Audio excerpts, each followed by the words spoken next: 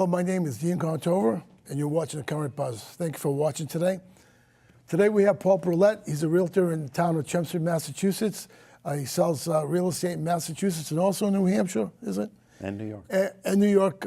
So you have to get certification or be a broker. Broker's license. As a broker's license from those states. We'll talk about that later. And what office are you working out of in town? Lear Realty Partners, which is located in Chelmsford, and we have 22 offices throughout Massachusetts. Oh, and, wow. Also several other states. Oh, is that right? Okay. Mm-hmm. Yeah. So how long have you been selling real estate now? 45 years. 45 years. You thinking of ever retiring? Well, I'm going to retire into another position at some point. When my son finishes school, I may go back to teaching. Oh, that's right. He's going to college. Is that right? Yeah. You got it. Yeah. Oh, teaching real estate or? Well, I was a math teacher for 5 years, actually at one point back at UMass Lowell while I was at the infancy of my real estate career, Dean, and I had a lot of fun doing that. Right. And, you know, I love being in a continuous learning environment. So there's nothing like, you know, having that teaching influence and being able to go back to it as a fallback. So I'll never retire. I always want to keep. How about real estate academy or something like that in the future? Well, you know something, real estate has become so technical today that in order to teach at a real estate academy, you have to have very substantial certification, and it really requires a full schedule of educational credentials in order to be able to provide that kind of service. So that probably would not be my fallback, even though I might consider teaching real estate in a university setting. Oh, that's a good point. Yeah, that's good. Which are two distinct differences there, yeah. So can you start your own real estate school if you want? I would not do that. Okay. No, that would be an undertaking that, you know, the people that I know that are in that industry are fabulous, but they really have a long list of credentials that really enable them to provide the kind of service to professionals that we need. Okay, let's get back to real estate. Absolutely. Thanks for having me on, by the way. No problem, I appreciate Paul. it, Dean. It's always great to see you. I've known Paul for almost 45 years, so it's good to have you on every once in a while. Thank you. He's also a magician. I want to say this, but not magician in real estate. Maybe he is. I don't know. Maybe I make houses disappear, Dean, for top dollar. You crack me up. I mean, you got to do what you got to do. Yeah, that's true. That's true. How's the economy going in Massachusetts and the country? Well, you know, the truth of the matter is the economy has been very steadily on the rise since probably 2011 or 2012. As you know, the savings and loan crisis, which crippled the economy between 2006 and 2010, had a very dramatic negative effect on home values throughout the United States. And when we pulled out of that recession in around 2011, the typical rule of thumb is that the economy runs in cycles of 4 to 5 year cycles, so that you see appreciation curves for 4 to 5 years, and then typically you'll see a receding line because the economy and the real estate market is cyclical. In this particular instance, we've had about 6 to 7 years now of steady growth. And in the Merrimack Valley in Massachusetts right now, what we're finding is that the real estate market and the economy is really quite steadily strong, and it's reliable. And in fact, there is appreciation in the Merrimack Valley of between 5 and 6% of property values over the last several years. And from conversing with colleagues that I have all over the country, Dean, what I'm finding is that there are a number of people throughout the country who sell real estate, who I'm on a conference call with in a mastermind group every 2 weeks, about a dozen agents from California, Wisconsin, Illinois, Florida, Texas, all over the country. And I'm finding that many parts of the country are beginning to see the other side of the curve, where the market is beginning to slow down, where prices are beginning to stabilize and even slightly, in some cases, fall, where inventories are growing. And where price reductions are coming back into play, which is something that has not happened as significantly here in the Massachusetts and southern New Hampshire markets. Right. So you think it'll eventually happen? Well, you know, historically looking back 60 to 70 years, the economy is cyclical, and it just naturally has a tendency to reach a crest and then it begins to recede. And because we've been in a 7-year gradual rise, it's just a matter of when, not if, that the economy will recede somewhat and that real estate will not be quite as hot market-wise as what it is right now. So that's just something that we can probably anticipate over the next year or two. So how's the Chelmsford market doing? The Chelmsford market is actually one of the best markets in the Merrimack Valley right now. Why is that? I think one of the reasons is because it's a bedroom community which has great access to Boston, to the coast. It's got access through so many different highways to get anywhere in the region rather expeditiously. The school systems are very strong. You can buy a home at a relatively affordable cost, even though it's a bit more expensive than in the cities of Lowell or Worcester or Lawrence.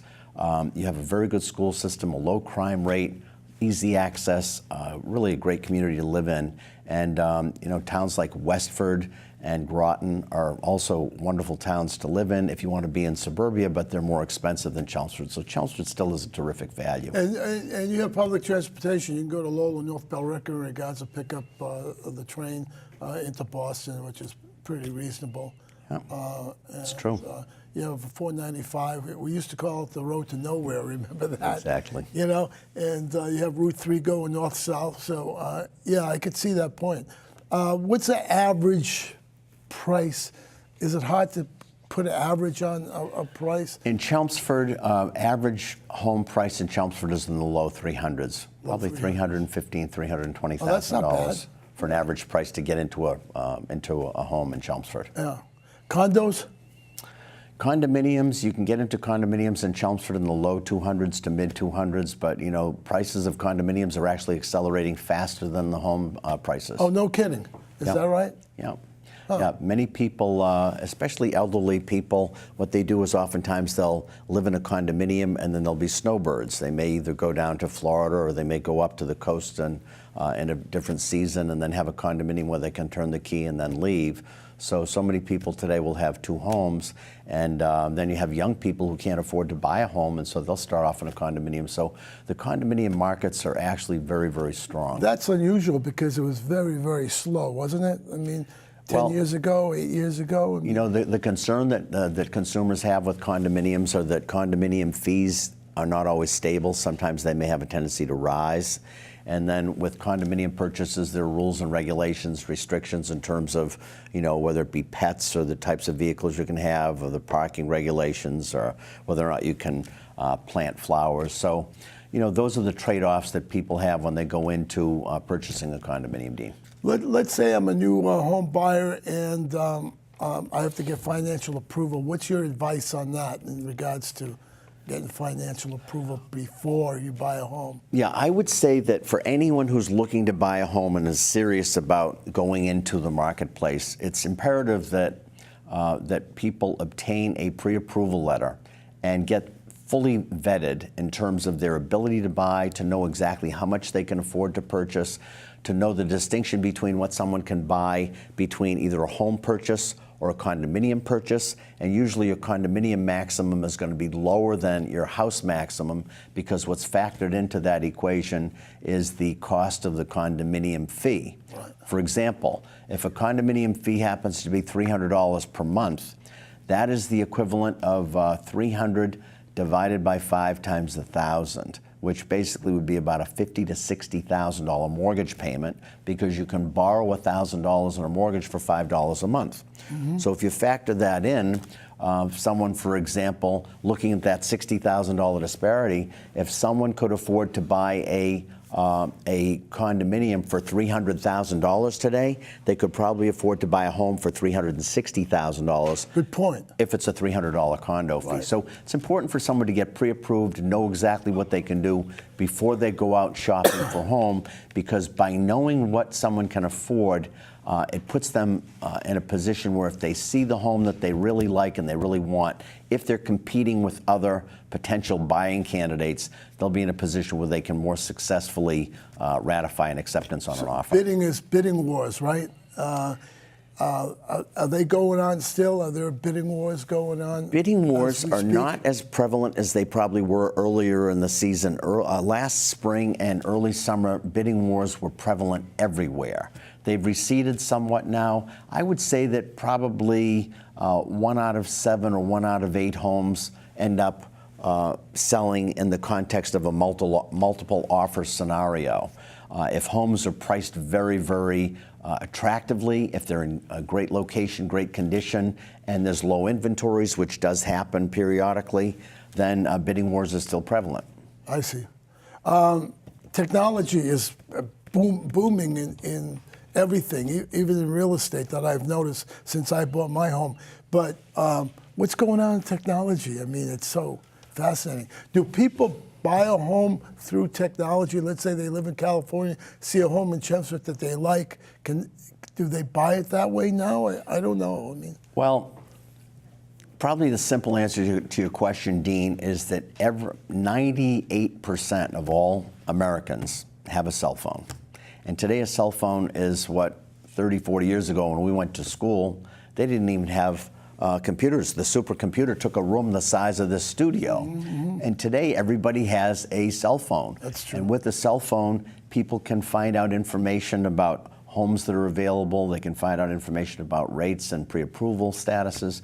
They can get access to how to reach properties, look at photographs. So the consumer today has an enormous amount of access to information and real-time information as far as what's available on the market, and all kinds of statistics to help support someone in that search process. So when there's a home for sale, let's say in Chelmsford, mm-hmm. you go home and take videos and pictures of that home. That is correct. We do video tours. Sometimes we'll have drone photographs. Oh, no kidding. And overhead views, particularly if it's a waterfront property or it's a very special property, if it's an estate property that happens to be majestic or high-end property. There are all kinds of ways in which properties are enhanced today through the media and through technology. Oh. In terms of their exposure to the public. So you use drones. That's something that I didn't know. I mean. Oh, yeah. Yeah. Yeah. I just don't want drones looking at my bedroom window. No, absolutely not. All right. Let's seller owner. Some owners want to sell their house without realtors. What's the benefits? What's the downsides on that? Well, the general perception for people who decide to sell their property privately mm-hmm. is that sometimes people believe that they will save a commission by not using a professional real estate agent. Now, the fallacy there is that north of 85% of all sales eventually, even if they're private sales, eventually involve a buyer agent or a listing agent. Let me give you an example. Someone is a for sale by owner, right. and they hold open house, or they advertise a property for several weeks or months. Eventually, they may have a serious buyer that comes through their open house and visits the property, but that buyer may be in a contract with the buyer's agent that they've worked with for 2 or 3 months. So in order for that buyer to make that important purchase, which is one of the largest purchases they'll ever make, right. in most cases people feel more comfortable working through an agent, so they'll fall back to the relationship with their buyer's agent. They do so for many reasons. One is buyers do not want to overpay for property. 2, buyers want to have the guidance in terms of how much they should offer, whether or not that for sale by owner property is overpriced or underpriced. Would you advise them that, whether it's overpriced? Absolutely, okay. Because what we do is we conduct a market analysis on a buy-owner sale to determine whether or not it has an inflated price. I see, okay. You just see when it's an unregulated situation, a seller can ask anything they want. It may or may not reflect market value. So the consumer wants to have verification of the valuation of that particular property. Furthermore, consumers want to have the professional support that comes from their home inspection process, the appraisal process, the entire financing process, what goes into the negotiations initially with the property in terms of what they can acquire, any special amenities or built-ins or generators or whatever the case may be. It's really, really critical for most consumers today to have that professional support. So even when someone's trying to sell as a private sale, 85 to 90% of the time, an agent will ultimately be involved because you see consumers today want to be protected. And if they deal directly with a seller who's selling privately, Right. and there's a problem with that property after they move in, whether it be a hidden defect that was in the property or water in the basement that was not anticipated, whatever the case may be, Right. if that seller moves to another state or to another country, that consumer may be left with a serious problem. The alternative, of course, is that if they purchase that property through a professional and a licensed realtor who's taken the oath of ethics and someone who's affiliated with a company, most agents have an errors and omissions insurance policy that may be $1 million or more. And in fact, real estate agents can oftentimes be held liable if there's anything that's not conducted properly and ethically and processing So that sale. you guys are bonded. Well, brokers are bonded. Bonded, okay. That is correct. And so the bottom line is that when someone's working with a licensed professional, either a salesperson or a broker, and particularly someone who is affiliated with a reputable company, then that consumer has additional protection in terms of going into the transaction, minimizing their liability, and reducing the risk of exposure to any kind of a catastrophic loss. Speaking of that, in regards, I recently heard that a buyer went to a seller, and the seller told him that he would refuse a building inspection. Well, was that a private sale that you heard about? I believe so. I'm not sure, but you wouldn't advise that. Well, you see, the bottom line is that if a seller is refusing a building inspection, that would probably raise a red flag for most buyers and or brokers. Right. Question is why? What is it that's being Right. hidden here? Right. You know? No, that's what I was surprised. And it does come up occasionally. You know, there are all kinds of people out there. Yeah, And people right. have different agendas. Right. On the other side of that coin, you mentioned a few moments ago bidding war situations. When you have a situation where, let's just say, there are half a dozen people that are vying to purchase a property, Right. it's not unusual for buyers who are in an effective bidding war to waive a home inspection, Wow. to waive an appraisal, Wow. to buy a property as is, to even waive the financing contingency, sometimes to pay cash, and then people also employ what's commonly known as escalation clauses. Have you ever heard of an escalation clause? No. All right, so an escalation I've heard clause. of it, but I mean, I'm not I'll familiar brief with you on it. So, Okay. Dean, what happens is someone's in a bidding war. They want to purchase a property. Right. They know there are 6 bids on a property. The asking price, let's just call it $400,000. Okay. So, because there are, say, half a dozen people bidding on that property, rule of thumb is that for half a dozen bids, you might go $5,000 per bid. So that property is likely to sell for in the $430,000 or north of that Right. value in the context of a half dozen bids. So what a buyer may want to do, in addition to waiving inspections Wow. and financing and appraisal contingencies, a buyer, if they're able to do so, they may want to incorporate an escalation clause in which they stipulate that they'll pay $10,000 higher than the effective value of any other bid submitted by a certain time.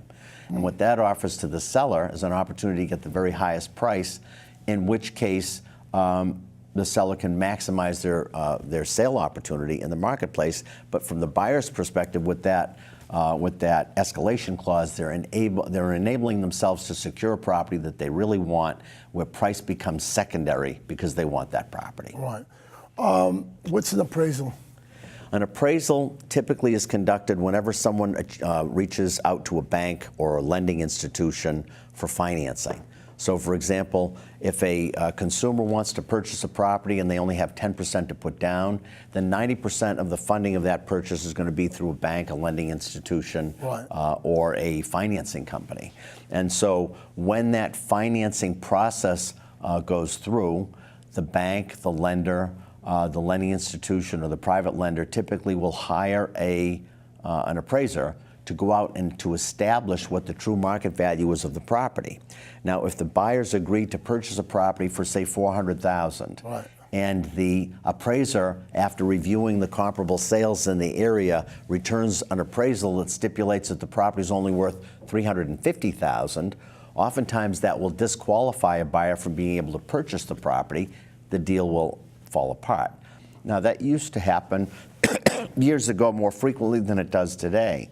The reason it doesn't happen is because we're in an appreciating market, And even though it happens occasionally, it's rare that a property won't come in at appraised value, but it does happen. And when it does happen, several options occur.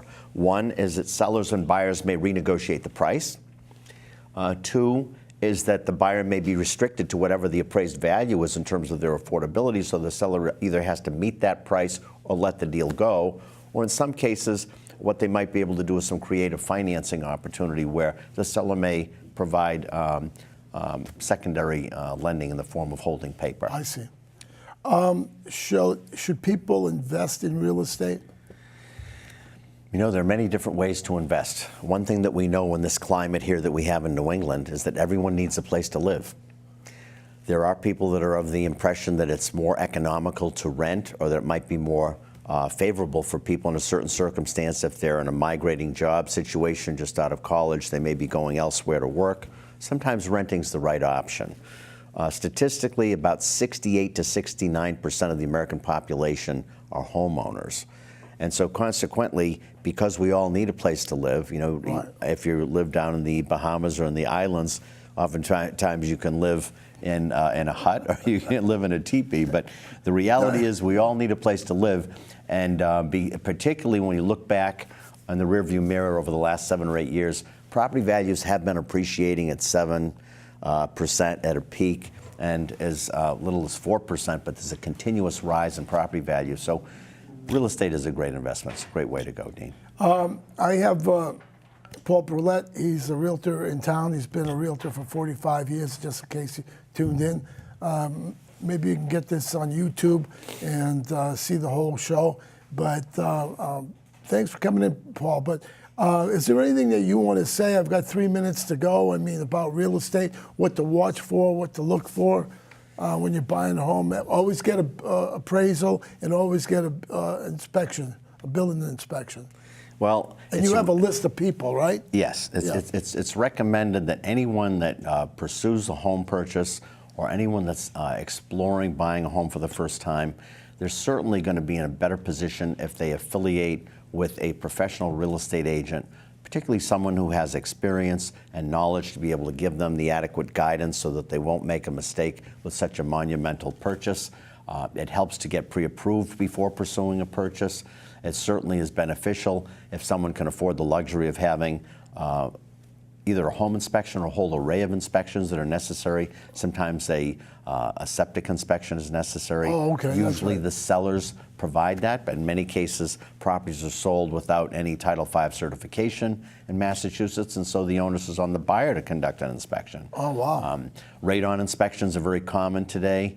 On average, 1 in 5 homes will actually have a certain amount of radon that may exceed the EPA level in terms of what's safe for a living environment. Mold inspection? So, mold inspections are becoming far more prominent over the last 5 to 10 years, and it's definitely a buzzword in the industry, and people do have a tendency to want to make sure that if there is a mold issue, that it's rectified in most cases before someone acquires a property. Right. Because people are health conscious today and more knowledgeable than they've probably ever been. Right. So Good point. I would recommend that if someone's planning to move forward with a purchase, that they should hire a buyer's agent, engage in a mutually exclusive relationship, and make sure that they're professionally guided through the process. That's what I see, okay. So in regards to land, home, land is important, but it's the home on there. Get home insurance? Home insurance is mandatory if someone has a mortgage. Oh, okay. Homeowners insurance, that's All right, right. which covers fire damages or any catastrophic damage on a property, so that not only will the buyer but also the lender will be protected. Do you have a list of banks that give mortgages in your office, home inspectors or appraisers? Do you have a list of that? We do. We have multiple of each of those different services, and typically an agent is not supposed to steer someone in a certain direction, but we certainly give recommendations based upon the track record, the integrity, the honesty of certain service providers so that our clients can have the maximum possible purchase experience. I'm sorry, the show is ended. Paul, thanks for coming on. Dean, thanks so much for having me. We'll have to come. Yeah, always a pleasure to see you. We'll have to have you on. You guys doing some magic tricks. I mean, that's. I'd be happy to do that.